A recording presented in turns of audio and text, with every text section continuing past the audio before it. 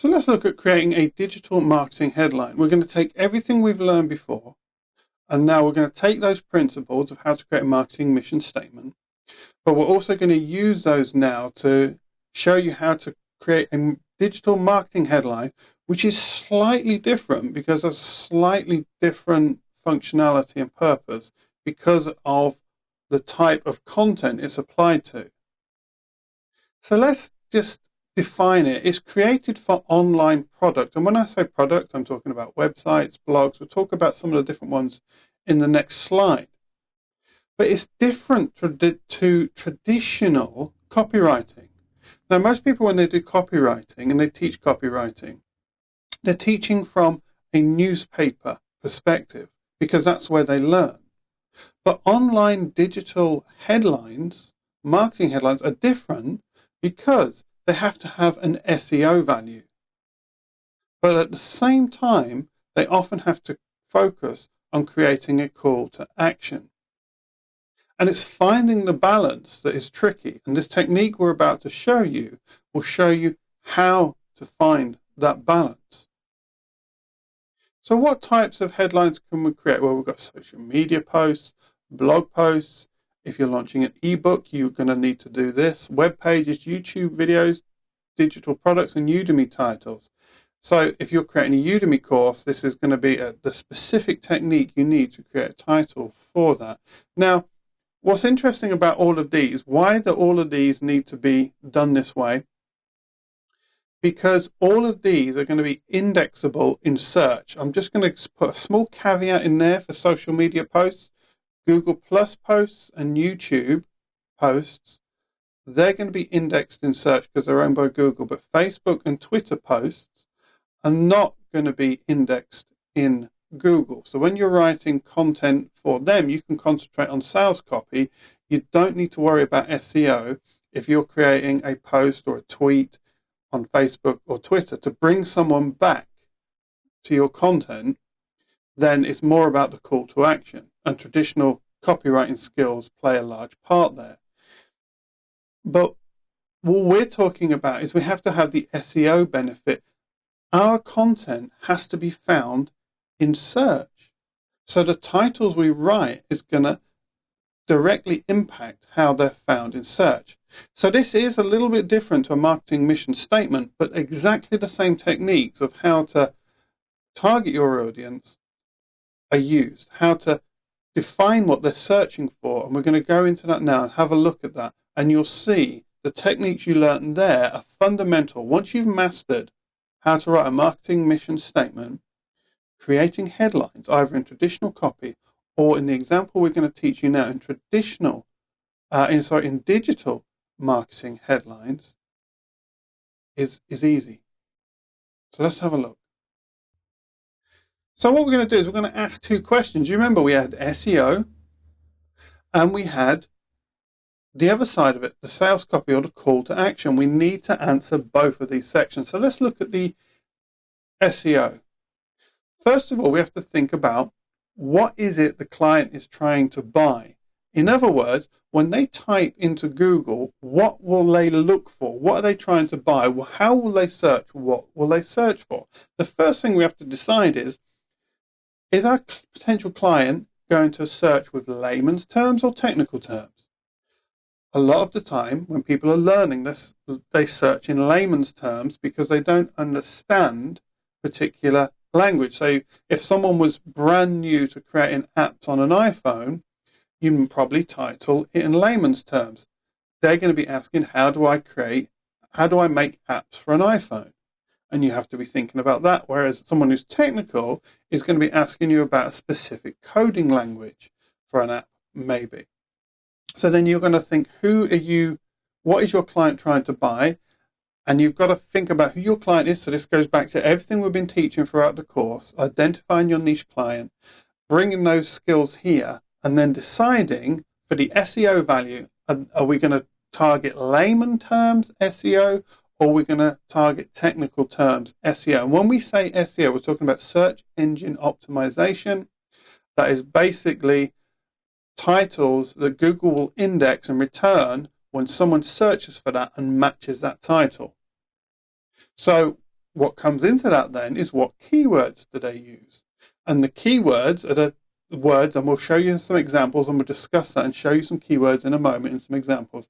But what keywords are they using? Now, this screen share you can see right now is also available as a PDF in the course, so please download it, and you'll see the link on the PDF for a research keyword tool, which is very, very useful. It uses Google's predictive search. Google, when it predicts a search, is going to predict what it thinks the person is actually looking for, and it's going to throw up some interesting keyword ideas, because it's going to give you words you've not thought of before. The problem at the moment with finding keywords for searches, in the past, Google would show you those keywords, and they don't do that anymore. They've locked that away. So what we need to do is we need to go in through a backdoor, and that tool will take you in a backdoor. So have a play with that. Put one keyword in, see what other keywords it suggests, and you'll start figuring out what people typically search for, because Google will auto-suggest the most popular search. So let's move on. We've got the answer, the quote, the anticipated search query. That now becomes the first part of the title. So we want to take the search query and the keywords and put that into the first part of the title. And we'll show you some examples in a moment, like we said. We also want to think what they're going to gain. Is it emotional gain, intellectual gain, physical gain? Physical gain obviously encompasses also financial gain, because that tends to fit there, although it can be emotional as well. But I've got these three types just to help you just think of the basic types. And I personally would put financial gain in the physical gain section. Now, once we've sat down, we've gone through the process, and we shared earlier in the training, choose the strongest gain, choose the strongest thing that the person is looking for. Now we need to describe the gain as a benefit. So now we need to flip it over, and that becomes the second part of our title. So we need to make it personal, we need to focus on them and address it to them. We take those two parts, we combine them into a title, and that's how we get around the problem of creating an SEO friendly and a sales friendly marketing title. We want to be found in search, but we also want there to be a call to action that targeted people are going to respond to, and we're helping them towards the content they actually need. So let's go and have a look at some examples of this in action. Now, these titles are from the Udemy courses that I've created. These titles will probably change a little bit, so if you look at this after I've recorded this, you might find I play, because all the time I'm balancing the SEO and the call to action or the sales copy element of a title. So I'm balancing the two all the time, and I'm working and improving them all the time. And I suggest you do the same. But sometimes when you get it good, leave it. I'm terrible for playing with titles. Don't copy my example. When you get something that you think's working, leave it alone and see what's actually happening on that course. Because remember, that title is that title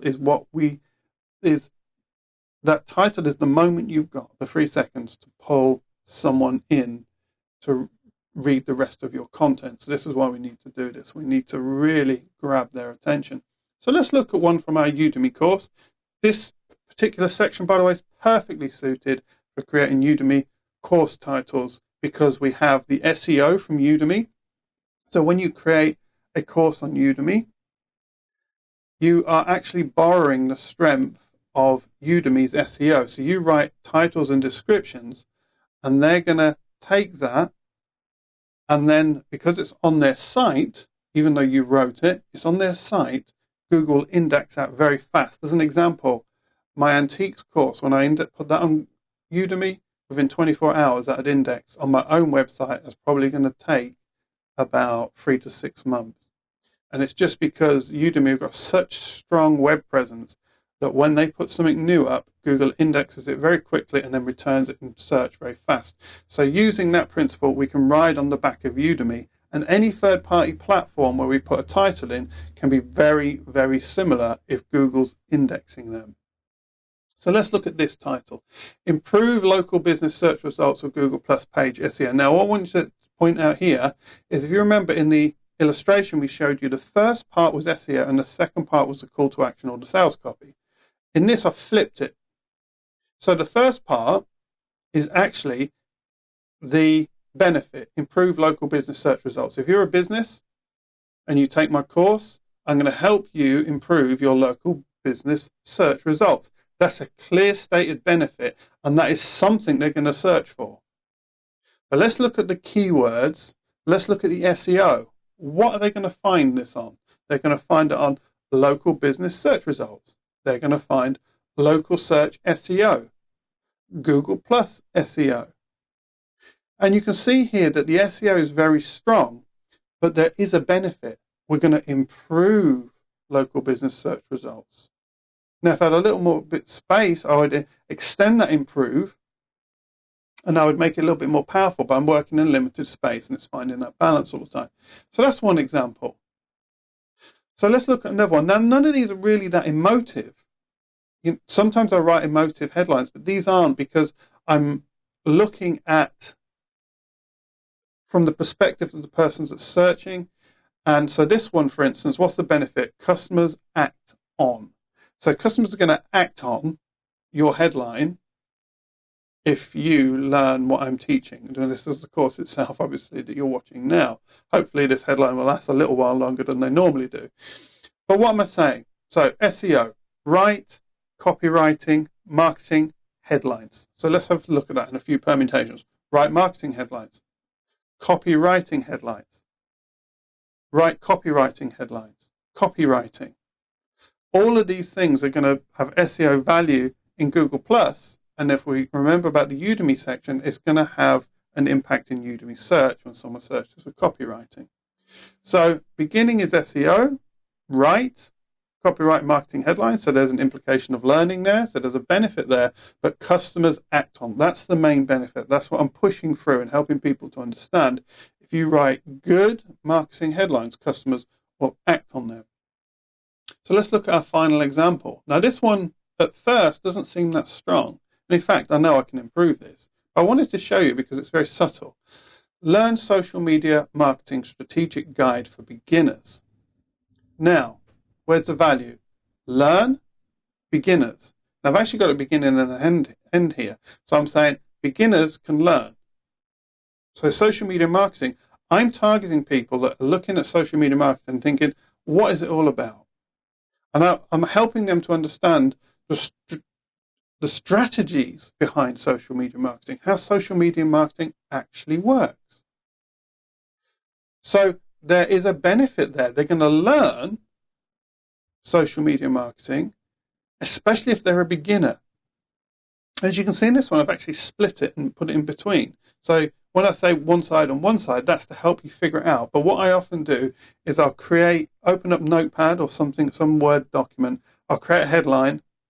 I'll copy it. I'll see the length that I need to be, like on Udemy, for instance. If we're talking Udemy or whichever platform you're creating a headline for, some are not restricted, a lot are. You don't want to go too long anyway, because the headline needs to be short and impactful. So you want to limit yourself anyway. And then I'll write different ones underneath. Just a little tip for you there, and get variations. But once I've got the key themes, I can start playing with it. Well, what's it going to impact in SEO? Social media marketing, it's there. Learn social media marketing. Social media marketing guide. Strategic social media marketing. Social media marketing for beginners. And you can see the SEO value of what I'm doing here in this section is very, very strong. And now, so when we come back now, think about traditional copywriting techniques. When you're learning them, people telling you to write a title, that's great. But just to reiterate, when it's an online digital marketing headline that gets indexed in search by Google, and we gave you some of the examples of where that happens, then we really need to make sure we balance the SEO and the sales copy, which is quite a difficult skill to learn. But take the PDF, download it, practice it, and you'll begin to see that you too can write digital marketing headlines. But make sure you go through all of the rest of the training. The marketing mission statement section is really important because we've locked all the techniques in there, all the principles, all the deep four. And when you think you should really be spending a good half hour to an hour on creating a marketing title if it's for a leading product or service you offer, or maybe a training course or an ebook, something where you really need to impact. Then learning these skills are really going to benefit you, but not writing good titles is actually going to damage you. So I'm hoping this section will really help you to understand how to create good SEO combined with good calls to action, and why traditional marketing headline writing does not work in this particular arena.